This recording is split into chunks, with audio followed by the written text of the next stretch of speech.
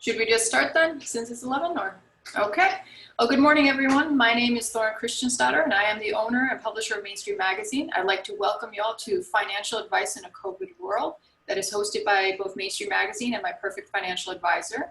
Today, you'll be learning all about this topic from our expert panelists, who you'll see here, and I'll introduce them in a moment. Please note that this session is being recorded and we will be posting it to Main Street's website. If you have any questions during the session or after it, you can leave your remarks in the Q&A tab on your Zoom screen below. I'd like to especially thank our sponsors of this event, Neller Insurance Agency, Elise Harney Real Estate, Oakhurst Diner, Harney & Sons Tea, and Crown Energy Corp. The biggest of thank yous to our supporters. Without further ado, let me introduce our panel. Nicholas Stuller is the author of The Truth Shall Set Your Wallet Free, Secrets to Finding the Perfect Financial Advisor, and he's the CEO of My Perfect Financial Advisor, a new investor to advisor matchmaking application. Prior, Nick was the founding CEO of the two largest financial advisor database companies and spent over 30 years in the financial services industry. Judy Gafney is an individual investor who worked in public relations and national account sales for McGraw-Hill, and transitioned to a 20-year teaching career in elementary school. Judy is recently retired, married mother of 2 adult children, and recently a grandmother. Judy has served on local boards and community groups and is a founding member of the Women's Investment Club. Dushyant Pandit is the founder of Dorchester Advisors, an investment advisory firm. Dushyant is a professional investor and helps individuals and families achieve their financial goals. His advice: invest sensibly, prudently, and cost-consciously. An entrepreneur and a champion of simplification, he also volunteers at the Wharton Alumni Club. Dushyant earned his MBA from Wharton. Welcome, everyone. Thank you. Great to be here. So to kick it off, Nick, you've been working with advisors for many years. Can you give us a high-level overview of the financial advisor landscape? Sure, happy to. So first of all, thanks everyone for joining. The financial advisor landscape, first I'll start with the high-level numbers. There are over 2 million people that either sell insurance or are stockbrokers, the old term, or are financial advisors or financial planners. So a little over 2 million people in the United States. And this industry has existed really for a long time. The insurance world has existed, as you may know, since the 1700s. The brokerage industry has existed for a good 200-300 years. And the quote-unquote advice industry is relatively new. Really, it was started in around the turn of the last century, and then it got codified with some congressional laws, the Investment Advisors Act of 1940. So in the landscape, there's roughly about a million and a half people that sell insurance or give advice on insurance. And then there's another 500 or 600,000 that either sell a stock or a bond or give advice of one iteration or another. So it's a fairly large universe. It's actually larger than attorneys, larger than accounting in terms of number of participants.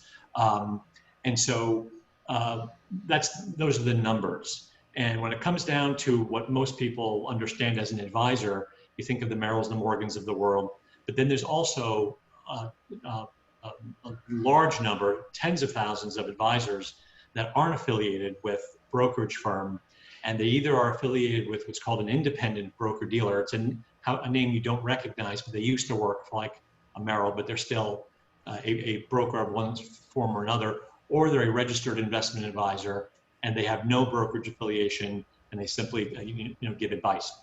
So quick history is what most people think of when they think of advisors. They think of a sales culture, and that used to be the case. Wall Street was very much a sales culture for a very long time. That's changed dramatically in the last 30 years. So now there are more advisors that give advice, and maybe they're allowed to sell something, but the world is much more advice driven these days. But there's still a sales orientation that the average investor needs to be aware of. What's interesting today is there are advisors that literally cater to every slice of life. Whether you're a billionaire all the way down to literally if you are impoverished, you can get pro bono financial advice, and for every type of person in between. And that's not really commonly known, but that is today's world. This wasn't really the case as much 30 years ago, but today, no matter who you are, you can get advice from a licensed professional. The public knowledge and perception has not caught up with the reality of today's world, but that's basically kind of the landscape. And then to put a little finer point on it, advice kind of falls into two, buckets. Someone who manages, or really three, someone who manages your money, you give them $500,000, they invest in stocks and bonds, or someone that does a financial plan for you, and they may not necessarily invest that money. And then there are people that do both, and more folks are doing both. So when you think of an advisor, it's kind of easy to compartmentalize them as they're managing a bucket of my money, or they're doing a financial plan for me, which can involve everything from budgeting to cash flow to college education to intergenerational wealth transfer. Almost every conceivable thing that you can do with your money, there is an advisor that can help you guide you through that task. So that's a real quick overview of the advice industry. Great, thank you, Nick. Judy, the next one's for you. You've been using advisors for a while. Can you tell us how long you've been using advisors and your overall view of them? Yes. My husband and I have been using advisors for over 35 years, and they run the gamut. We started with a New York, New Jersey professional financial planner advisor who got us into an energy Ponzi scheme, basically. It was oil and gas drilling, which ended up in a lawsuit. So we left that individual and that firm, and we went with a wife of a colleague of my husband's who was really terrific, financial planning, also advice on everything from Social Security to education planning for our children. Very good products, very good investments, but logistically difficult West Coast. And so we're talking over 25 years ago, snail mail, landline, and maybe a visit once a year to the northwest corner of Connecticut. So even though she was lovely, the personal attachment, the meeting one-on-one just wasn't happening. So we moved with an individual with a large firm.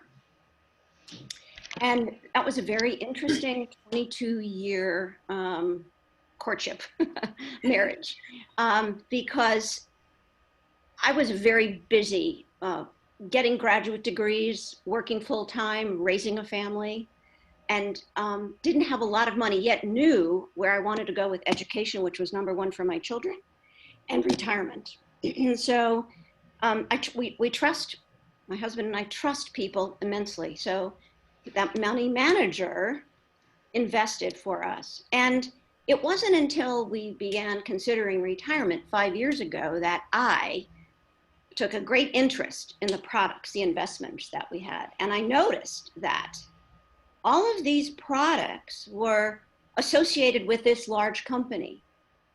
And even though I said, I know you're suggesting this, but could we see 2 other products and give us the highs and lows? Where is it going? What's the track record? It was always, no, this is the one. Then we asked about fees. Well, they're buried. I can't even find the fees, we were told. So, very busy people, things just slid until I read Nick's book. And I had the courage, basically, getting ready for retirement, to make a change because I wasn't feeling competent in that individual. And I was doubting everything. But the incestuous relationship of the investments and the bigger firm made me doubt everything. So after reading Nick's book, as I said, I had the courage. I now had questions to ask and confidence to start calling firms. Recommendations through friends and colleagues, of course, but I began to interview people. And then I had my criteria. So my overall evaluation basically falls into 3 categories, professionally competent, trustworthy, sound advice, personal relationship, values that are on the same page, and they changed. We've always been socially conscious and all of that, but they've changed and really now have changed. And then third, logistically, I want to be able to meet with that person one-on-one and discuss and be able to call and get advice and get education. I'm a person who loves education. So tell me, I'm willing to learn. I can't read through the prospectus. I've tried, very difficult. It takes a professional. The financial advisor is really like a doctor, right? That professional advice is what I was looking for. So 35 years. Thank you, Judy. Dushyant, the coronavirus is making an impact on virtually everyone. What do you see as the major impacts to the economy? This is a good one. It is, and it's timely. So the short answer is the impact on the economy is not good, but I'm not saying anything particularly brilliant there. What I'm finding though, Thorn, is that there's really three entities involved. One is the economy, one is the financial markets, and the third is the political machine. And as I've been looking at this in the last 2 or 3 months, but actually over the last 30 years, these three mechanisms have existed. And right now, and for most periods, it's like someone in a three-legged race with their legs tied to each other. And everyone's kind of lurching to the same finish line, but the progress is a little laughable because you're trying to get everyone to go along. And I think that's really my view of what's happening. So if you look at the economy, what we see every day is the restaurants, the shops, the barber shops, I'm told tattoo parlors, I've never been to one, but these are the folks who are out of business. And surely if small businesses were an index like the S&P index, magically, they aren't, but if they were, that index would be down 90%, no question in my mind. But here's the thing, that the financial markets are not the same as Main Street. So the financial markets, let's call it about 5,000 companies, dominated by the top 500, further dominated by the top 10. So you know who the top 10 are, Apple and Microsoft and Google. And therefore, the financial markets behave a little differently. So the financial indices are up and the economy is down, and everyone's saying, why? So some of the research I've been doing, and that's happening in the industry, is to really take these 5,000 companies, give or take, and break them into three buckets. Those who are benefiting from COVID and the shelter in place, it doesn't require a lot of imagination to know Amazon is, Zoom, the company who's hosting us is. So there are companies benefiting. Then there are companies who are kind of neutral. Colgate Palmolive comes to mind. Kellogg cereals come to mind. In that we need toothpaste, cereals, etc. And they're producing them. And yeah, things have been disrupted a bit, but basically I would say they're COVID neutral. And then of course you have the COVID impacted airlines. Airlines are one, cruise ships, restaurants, etc. Now, the magic though is when you weight these by their importance in the economy, our economy is heavily skewed towards technology, which is a benefactor, and therefore the stock market, which is weighted by technology stocks, is doing so well. But it's a whole, as you can see, it's a whole different ball game. So for someone who owns a restaurant, there's pain. For someone in a tech company, it's like I can sit at home and get my work done. And then of course there's the political machine, which I will say nothing about other than to make one observation, that our industry has tracked the impact of the political machine for the last 100, 150 years. And pretty much it doesn't matter who's in office, who's in the House, who's in the Senate. It seems to have very little impact on the financial markets. And yeah, I mean, a tweet may move the market, but that movement will last only about as long as the tweet does. And then it's back to whatever the wide amount of, the major players think about what's going on. So economy hurting, financial markets not so much, political machine. Let's see. Great, thank you. Super interesting. I at least found it. So, Nick, the financial services industry has always gone through major changes, and COVID will likely force it to change again. For perspective, what are some of the changes the advice industry was forced to go through in the past, for better or for worse? Yeah, it's a good question. And I mean, the good news is, like Dushyant said, regardless of who's in office or what's going on, there's actually a chart that Morningstar acquired called the index chart. Dushyant, you may recall it, maybe Judy, you recall it. And it was a wonderful chart that on the vertical axis, it showed the stock market. On the horizontal axis, they had an enormous amount of events. You know, the coffee price dropping, wars. I mean, this is over 100 years. You know, embargoes, Democrat, Republican, and it did not matter what happened. The market, all the markets, over the course of a long period of time, went up. The same thing with individual advice. All kinds of catastrophic things have happened in the personal financial advice or wealth management, whatever moniker you want to put on it, has happened to this industry, and it's all netted out year in and year out, more and more people getting advice and getting incrementally better. So I'll rattle off a few. So the big one, 1975 was an event called May Day. Up until 1975, commissions to buy a stock or a bond were fixed. And it was regulated by the government. If you wanted to buy one share of IBM, the hundreds of brokerage firms that existed back then had to, by law, charge the exact same price. So May Day happened, and they got to discount commissions for the first time. Hundreds of brokerage firms literally went out of business, and that gave birth to discount brokerage firms. This was a good thing because then people could buy stocks for a much lower price.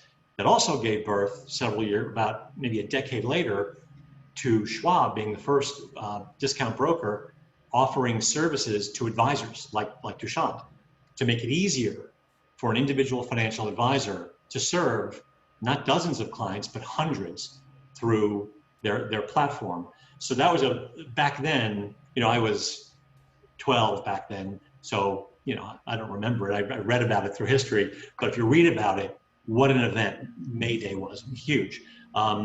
In the 1970s and 1980s, these were huge sales cultures. Mutual funds were being created and sold.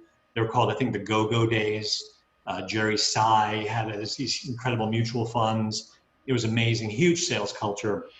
I was a rookie broker in the mid 80s, and they were pumping out, I worked for, at the time, it was called Shearson Lehman Hutton.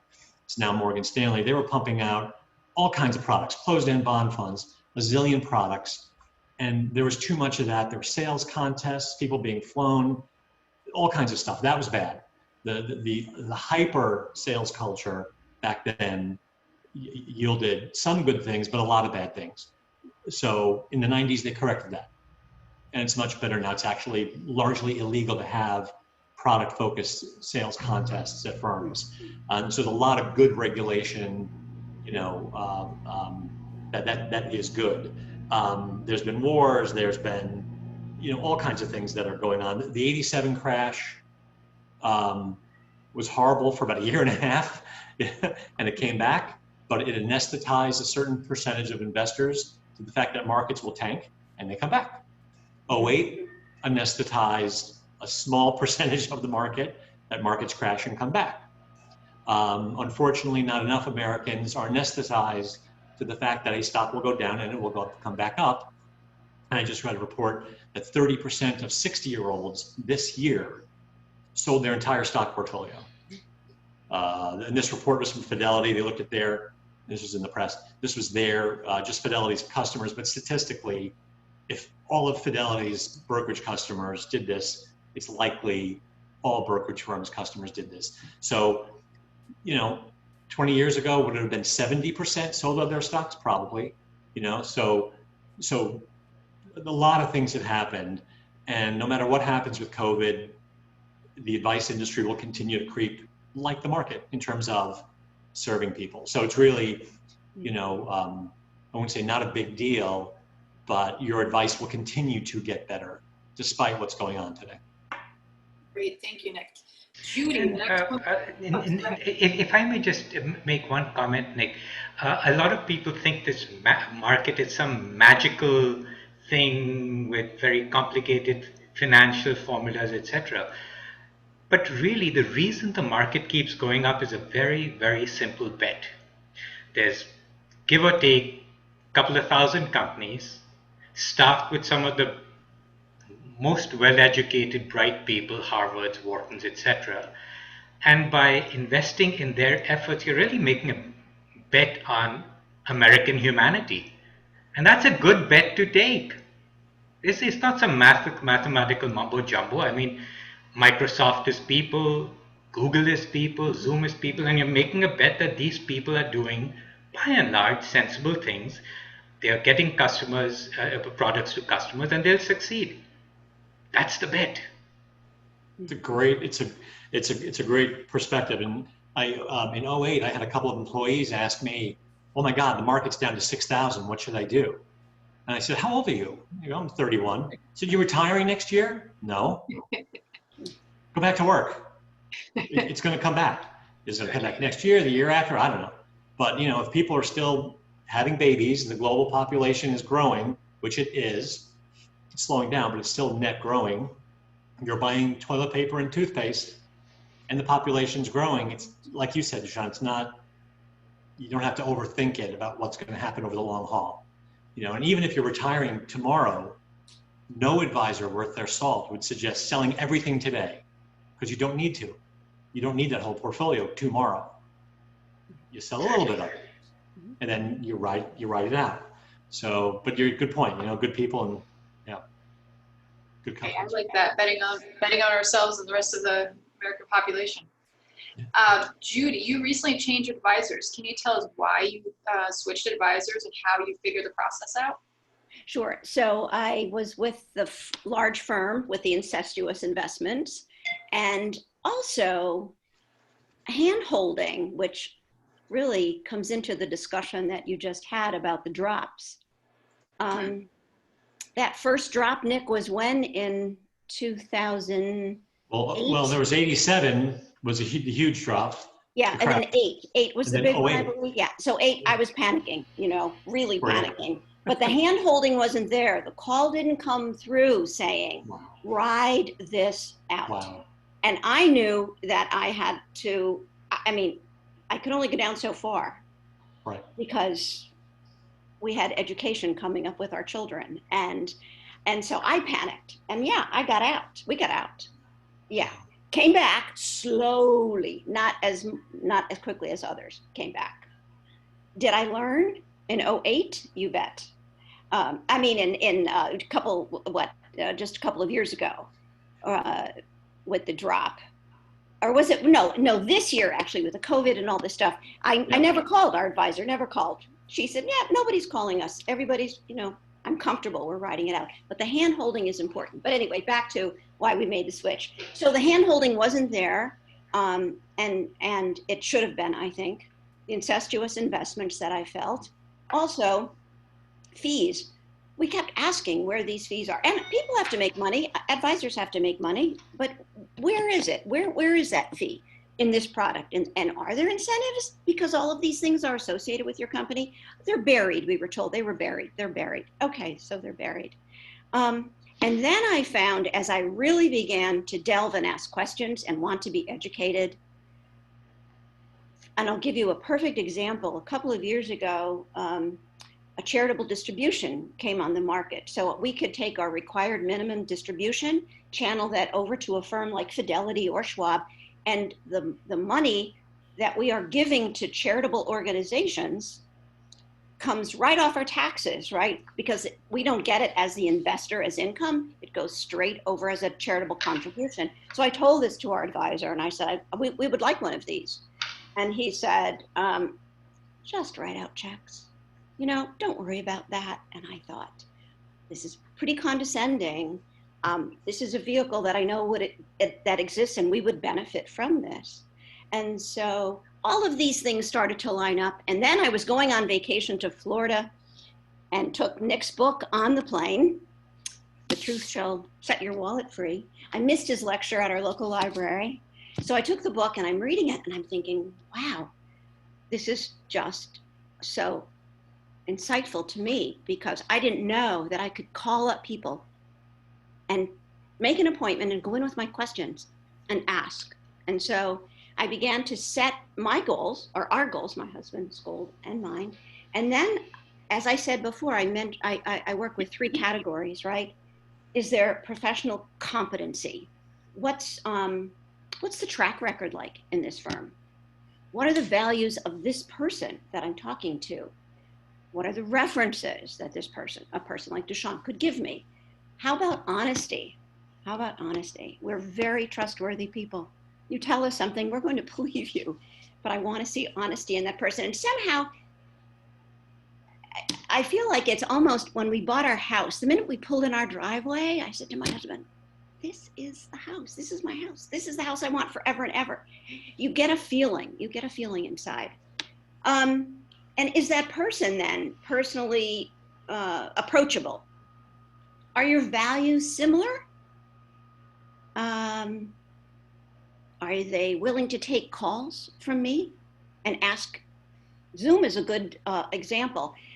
My little investment club, we came up with, hey, should we be investing in Zoom because it's coming on board? So I called my advisor and said, what do you think about Zoom? She called a meeting. There are professionals that work there. There are analysts that work there. We don't know, as the regular client, what to invest in and how good Zoom is going to be, but they do the research and then she would say yes or no. And is a person willing to educate? And our advisor is willing to educate me, whether it's a product she knows or doesn't. So we have some real estate trusts and we have some annuities that they aren't familiar with, but they're willing to do the research and get back to us on their feeling of keeping, surrendering, what do we do? And logistically, it matters to me that I meet with a person. And then we have lunch together. We have, I'm making a dentist appointment in West Hartford. We meet for lunch. We meet for breakfast. I sit down and we talk about the portfolio and how comfortable we are with everything. What do we want changes? Extremely important in my life. And we're on the same page with other things as well. Of course, yoga, Ayurveda, all kinds of other things. But the values, the honesty are, anyway. So that's why we made the move. And I'm so happy we did. So happy. Yeah. Great. Thank you, Judy. You're welcome.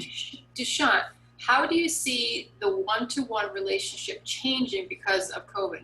And Judy was just talking about that one-on-one. And are there pluses and minuses to a more distanced relationship?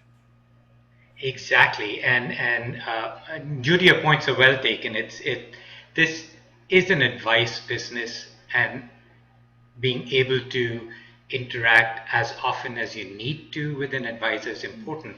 So the world has changed, and if you had asked me this question in February, I would have listed all the negatives of virtual relationships.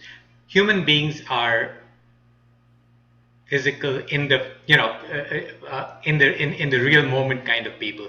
We are not internet kind of people. For the last 20-30 years, but millions of years we've always been touch, feel, you break bread, you shake hands, all those things, right?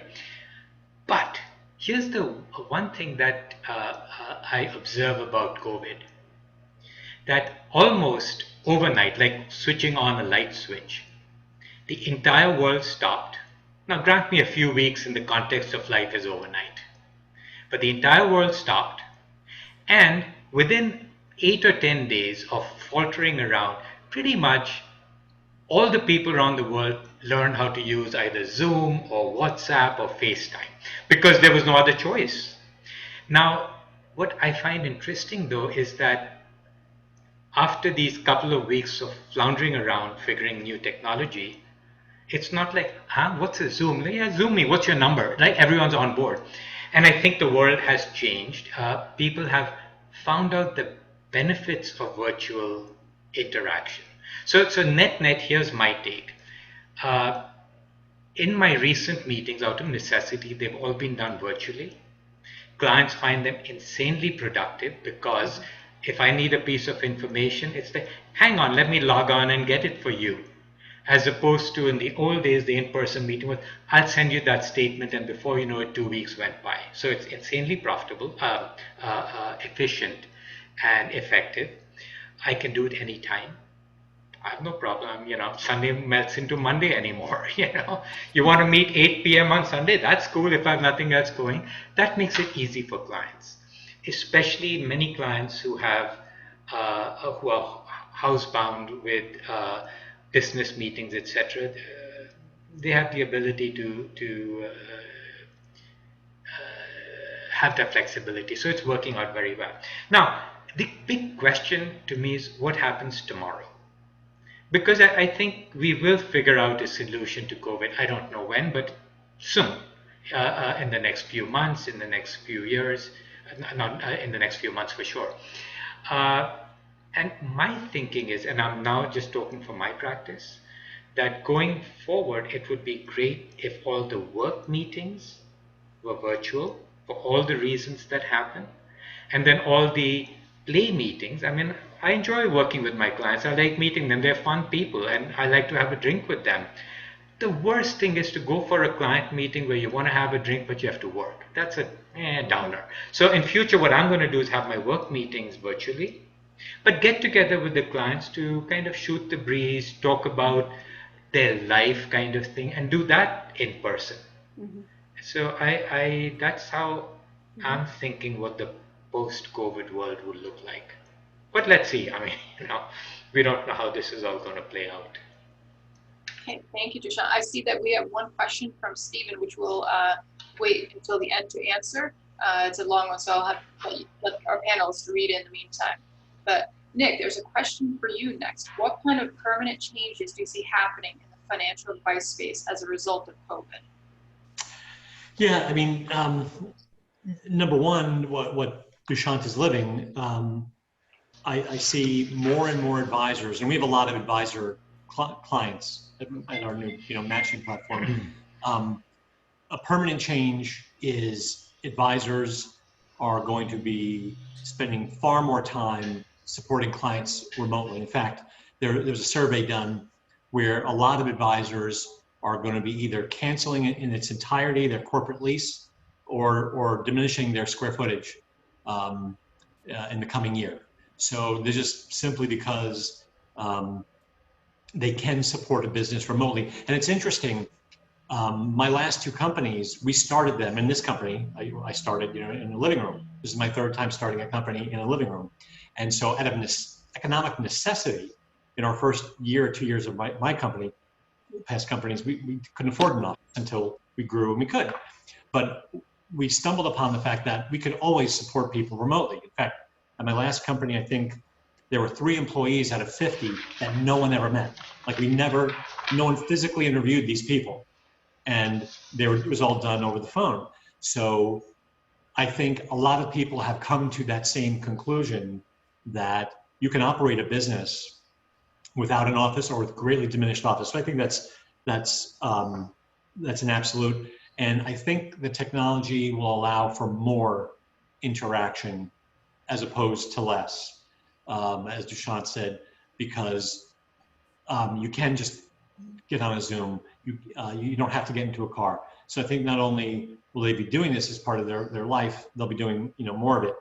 It's also forcing a client, unfortunately and sadly, COVID is forcing a client to rethink their entire financial picture. In some cases, a spouse is not going to work. For a lot of families, that's a gargantuan shift in their financial life. So they need advice more now than ever. What do I do? What do I cut back? How do I move to a smaller home? So COVID is forcing people to look at their budgets and change their lives, which is forcing them to look for more advice than they were, pre-COVID. So I think that's happening. And there's always been this notion of wealth management, holistic planning, and even life management, which for those in the industry have heard these terms. For consumers, they really haven't heard them too much. But I think you're going to see a lot more of that. because people in the industry, if you talk to an advisor, you say, what do you do for your clients? I improve their lives. They don't say, I beat the S&P by 10 bips, 10 basis points. That's not the first thing that comes out of their mouth anymore. It's like you never hear them say that. They say, I improve their life by whatever the plan, whatever. So you're going to see more people, more advisors offering much more holistic services because the clients need it. And the final thing is, I think this remote world is going to encourage more consumption of advice because you're able to find an advisor, research an advisor, and be comfortable researching an advisor, and that's what my business does. We match people remotely. And so, but you're able to, Google's always been there. Everybody knows that. But I think because of coronavirus, it's forcing people to find advisors and engage with an advisor remotely, where before, if COVID hadn't happened, that progression would have taken longer. And I think there's another report that came out a couple months ago that for people under the age of 50, their searching for advice has grown dramatically because they're worried. And so those are some of the outputs as I see them, from the coronavirus. Some not so good, but some, very good. So it's making us more comfortable with this virtual format to do that. Mm. Judy, you have some fascinating perspectives on the client/advisor relationship, including values-based investing. Can you expand on some of these? So value-based investing. So I'm looking, or we're looking at companies that are concerned about climate, concerned about how they treat their employees, how their products are made and where, and those employees, are the products safe for the world? Now, not everybody feels this way. My husband and I happen to feel this way. So those kinds of things are in line with our values. A CEO, we look at CEOs and the money that they're making. How many of them step back and give some of that enormous salary to those people lower in the ranks who are making those products? I want to see stellar companies, and boy, yeah, we'll invest in them. And so that's the perspective that I'm coming from, and years ago, I was told, that we had, and looking through our information, we had Halliburton, and I was totally upset with that. And I said, I want to change. I dislike that company immensely, and I didn't like the work that they were doing. And previous advisors said, make your money, and then go invest in other kinds of areas that are important to you. But that's not the way I am as an investor. So values are very important, and also risk is important to me as an investor.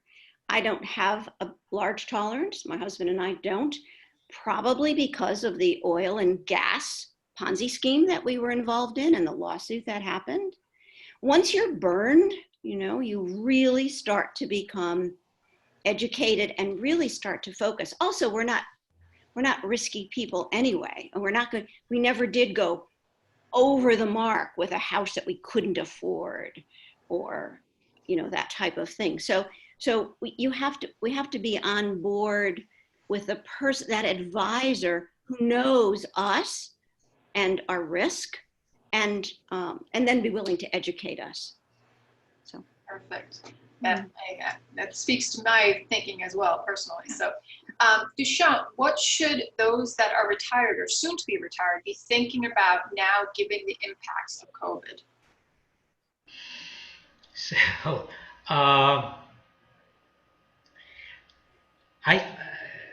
it's very hard to answer that question because I don't know who is listening in and what their needs are, and even how many of them are anywhere close to retirement. I assume by that you mean in the next year or so.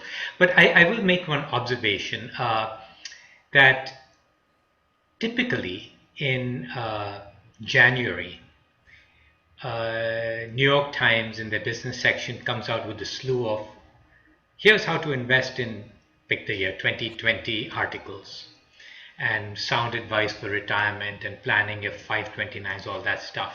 And then it kind of dies out and happens again next year. This year, what was interesting is come middle of March, all those articles started appearing. What to do about your investments with COVID, what's going on, right? And the picture that came to my mind is that if you're planning your investments once a year in January, New Year's resolution, that's like saying, I'm going to go to the gym for 8 hours on January 2, and it's about just as effective. Look, investing, retirement, these are marathon activities. You do a little bit every day. You don't go to the gym once a month. You go maybe, hopefully, 3 times a week, right? So, it has to be spaced out. I don't have a bullet solution that, oh, if you do this, everything is going to be fine. The second thought that came through my mind is, okay, so why are these questions coming up? Why do they always come up after a surprise or a crisis or New Year's Eve, right?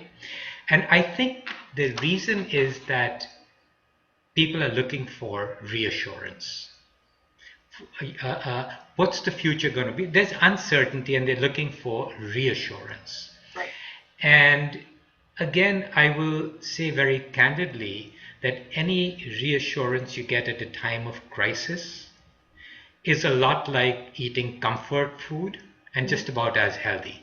The reality is you have to look at it longer term. So I'm sorry I'm going to frustrate you and the audience in that I don't have specific answers. But there are specific solutions that people should be looking at implementing. But reacting to an event, even something as massive as COVID, I'd say don't. Let it pass and then rethink it. Because if you're near retirement, you still have 30 years ahead of you. That's a long, long time. Or to look back, it takes you back to 1990. That's a long time ago. That's how long you, right? So, may I just add take a chill pill, please. Yes. So before we retired, we actually, I retired. My husband is still working. We actually lived on what we thought we would, or we should, based on our budget.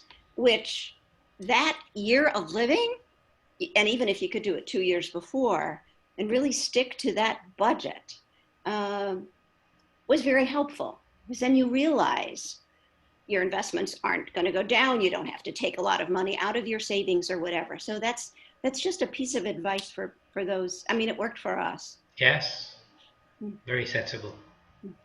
Solid advice. Well, we have a question from one of our attendees. So bear with me, it's a little bit long. Your client is a divorced, 8 years, male, in his upper middle 50s with no children. He, the bank actually, owns his own modest home. He has a retirement portfolio from when he worked full-time for roughly 20 years, but has seen self-employed shed C, not LLC, as a photographer artist since the divorce. With COVID, his sales opportunities have dropped significantly, and though he is now included in the unemployment benefits available, the state has yet to understand how small self-employed income works and has yet to decide on the UI benefits. Your client had savings that are now minimal, and bills, despite his pruned life, have dwindled. What advice regarding tapping into the retirement funds as his only source of income or money to keep from going into debt, defaulting on mortgage, etc.? And he added, no children, no alimony payments, etc., self-sufficient income-wise. It's a long question. I can take a stab at it. There are several difficult decisions that this person's going to have to make. If I were looking at it, I would try to boil them down to what cash is needed, for mortgages, for budget, for any expenses coming up, and then try and just triage the situation the best you can. The harsh reality is, if the retirement portfolio is smaller than their needs, that's an equation that's just very, very difficult to fix. And as Judy correctly said, that and she did it timing wise right, that by living on a budget before you had to call on the portfolio to pay you your monthly income, you had a very good idea of how to balance the two, what you need and what your portfolio will provide. During the storm, that's a much, much harder decision, but the mechanics of working it out are similar. And the sooner you can put some kind of a framework around it and do it, the better. But without the specifics, I wouldn't even know how to try and give advice in a forum like this. I'm sorry. Okay, we have a couple other questions that are a little shorter.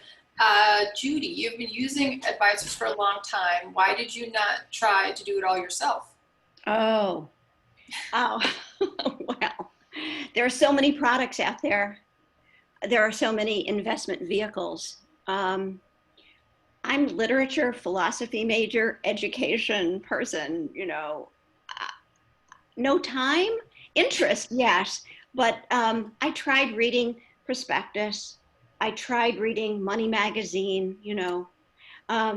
but it's such a big world of investment and so many different vehicles. And as I said really early on, this is a professional organization, and I view it as finding an advisor like finding a doctor. Right. Who do you want as your GP? And I'm not going to, I can go on WebMD and figure out, some ailment and maybe a solution. But the financial world is just huge. And so we need, my husband and I need that advice from a professional that will help us and guide us in our savings and retirement and so forth. And as I said, going back 30 years, planning for the education of our children, knowing that we wanted them to be debt-free with their degrees that they received. So we couldn't do it ourselves. However, you have to educate yourself too. I mean, because, for example, the firm we're with now, they don't believe in annuities, for example, as being a very good vehicle. But there are annuities and annuities. And so I think if perhaps you have the right one, and I'm hoping we do, we'll be fine, with that product. So you do have to educate yourself, but we just couldn't do it ourselves, ever. Well, it's a full-time job, right? That's why we hired. Full-time job. Yeah, that's why we hired experts who do it day in and day out. Right. We have a question from Dominique. What about the trillions of dollars being paid to keep people and companies going? How will it be recouped? What about corporations going bankrupt? And I know a lot of folks, especially in our region here in the Northeast, are facing this, small to medium-sized businesses. I'll take a quick stab. I mean, I think what's going to happen, for good or bad, is the government will keep writing checks. I don't think the government, given it's an election year, is going to let tens of thousands of small businesses go belly up. I think they're going to, especially because there is a healthy argument to be made that more could have been done to mitigate COVID. So I think the political pressures are going to force the government to write checks, and I think some businesses are going to go out, and some have already. Personally, I think they're going to keep writing checks until there's a vaccine. But that's my armchair supposition on what's going to happen. But yeah, certainly companies are going to go out. My sense is it's going to be the much smaller companies. The larger companies will not. I think I think that's just the nature of the beast. at the really small companies, and someone who was an entrepreneur will go back to work for a company. You know, so that's my take on what's going to happen. Right, and I agree with Dominique's concerns that, you know, we are printing an awful lot of money, and how are we ever going to give it back? I don't know the answer, but I do. A picture comes to mind that if you've been hit in an accident and are taken to the ER room, that's not when you worry about how much blood is gushing out. You fix the problem and then worry about the blood replacement. It's kind of the mental picture I'm going through, that yes, it'll be higher taxes, possibly, hopefully more sensible spending in the future, but that's all third or fourth quarter. Right now, as much as I disagree that so much money is being borrowed and spent, I think it's the only solution.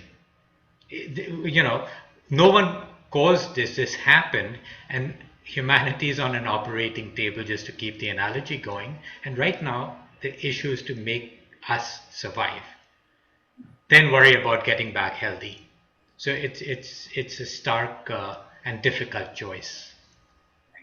And I think, at least for some of the businesses that we've been dealing with locally, a lot of people have been re-examining some of their expenditures, and just what we touched on before. Yes. You know, people are looking at that rent check every month, and you know, these things, and like, hey, we can operate in this capacity. We don't need to spend this on that. So I think, you know, a lot of businesses are already re-examining that as part of this question and the loans and the bigger issues. We have a question for Nick. I'm just starting out and don't really have much of a portfolio. Are there advisors that want me as a client? The answer is yes. There are thousands of advisors that actually do what's called financial planning, and only financial planning. Like literally, if you were to ask them to manage the money, they don't. They do a financial plan.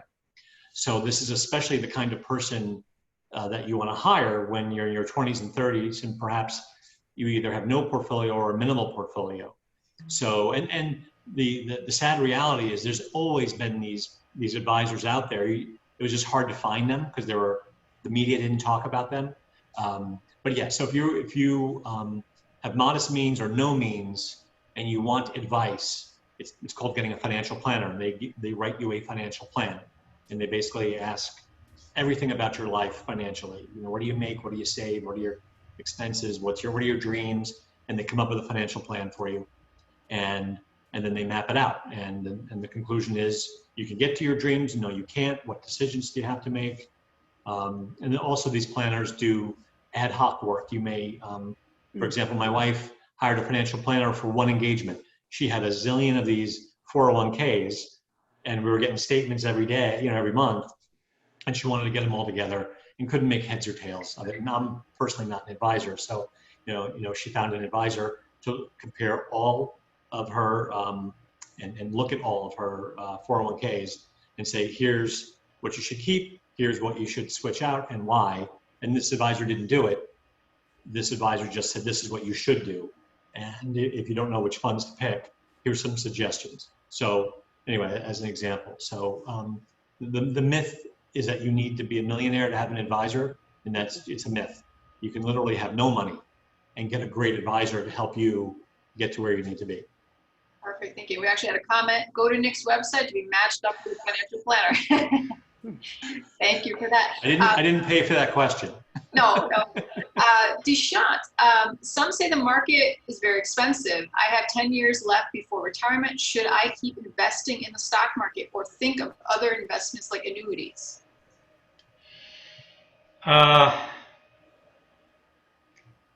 So let's interesting. So let's analyze this question a bit. You have 10 years to retirement. So let's assume, for the sake of argument, you're 50. You know, whoever is asking the question. And upon retirement, current statistics say you live for another 30 years. So you're talking about a horizon of 40 years? I say, yeah, the stock market's a great place to be. Now, That doesn't make annuities necessarily bad. So here's the reality. If a financial product exists, it's got a reason. Because things don't exist, useless things don't tend to exist for long times. So the trick here is to, as Judy said, educate yourself, figure out what the financial product is designed to do, and then see if that matches your need. For many, many people, the investing in a diversified portfolio of stocks and bonds and other assets is a very, very good strategy. But nothing works for everyone. And there are people for whom an annuity may be a good solution, but understand what you give up and what you gain by doing that. I think that's the key. And if you're 10 years before retirement, you have a lot of time to think through it carefully. You do not need to make a decision by July 10th. I promise you that. Just think through it, look at the options, and there's a ton of things you can think through. Great, thank you. I actually have a question for you all. Many years ago, I was told that, you know, it kind of goes with what Judy was saying earlier, to go with what you believe in and what you know. I think this is over 20 years ago when Skechers was really hot, and I had Skechers shoes, and my dad's like, why didn't you tell me about Skechers? He's like, I could have bought the stock. And I'm like, I don't know. But is it something that's more beneficial as an investment than to look into things that you are interested in, as Judy said, passionate about, or have invested?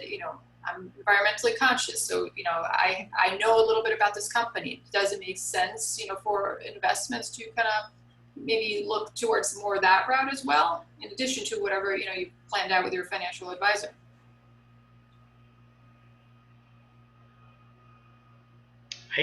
I could take a stab at that. That's a very good way to come up with ideas, by the way. What's happening, and Peter Lynch talked about it 40 years ago. What people miss with that, though, is a couple of things. One is, by the time you've heard it, right, a professional's already heard it. Right. And that's not a demeaning statement. It's just the reality. Before you hear of a medicine, your doctor's heard about it 10 years ago, right? Same thing. The second aspect of investing in stuff that you know, like Skechers, is that investments rest on two pillars. One is that the fundamentals need to be good, and we've all heard that. But the second thing is the price at which you buy it and you sell it. That's what determines your total rate of return. Usually, popular stocks are priced very high. So they're good companies, good ideas, but at the wrong time. It's just like your home. The price at which you buy your house will dictate how much return you make on it. Same with stocks. So it's a great idea, but research it a little bit more carefully just to make sure the pricing is to your advantage. And even more than that, is if it isn't, wait a few months. It will come your way, and then when it's low enough, then buy it. Okay, thank you. Perfect. And there's one final question. It's for Judy. How often do you meet or speak with your advisor, and what do you discuss? So we meet every quarter. Now, it's probably going to, well, it has changed with the pandemic, so we talk on the phone. We haven't had a Zoom meeting yet, but we're on the phone. And I get a statement every quarter. Everything is outlined. Everything that we own, the fees, the Schwab fees, everything is outlined. I know what the firm is making and where we have gone 1 month to the next. I also go online and check everything as well. So we meet often. And as I said, I can call with any question that I have. And if the answer isn't readily available, the research will be done and they get back to me. Great, thank you. And if any of our attendees have any additional questions, please feel free to type them now. Otherwise, I'd like to thank everyone so much for attending, and hopefully they walk away with some additional knowledge and maybe a direction of where to go, what to do. But I'd like to, well, if anyone else is looking to give us a question here, I'd like to thank our sponsors yet again for this event, which include Neller Insurance, Elise Harney Real Estate, Oakhurst Diner, Harney and Sons Tea, and Crown Energy Corp. And it looks like we don't have any. So if anyone would like to give a last word before we sign off. It's good to be here. Thank you. Yeah, great to be here. Thank you. Enjoyed it. Thank you. Thank you, everyone. And hopefully we'll be back again soon with another financial advice session at some point here. And, you know, at this point, we'll probably keep going on Zoom, but, you know, maybe at some point in the near future, we'll be able to do these live. Oh, wait. Oh, Dominic is just saying thank you, and a couple others who thank yous are in there. So thank you, everyone. It was great. Thanks, Tom. Thanks, for Main everyone. Street. Thank you for Main Street, Thorne. Oh, Yes, my thank you for pleasure. doing this. Yes. All right. All right. Take care. Thanks again.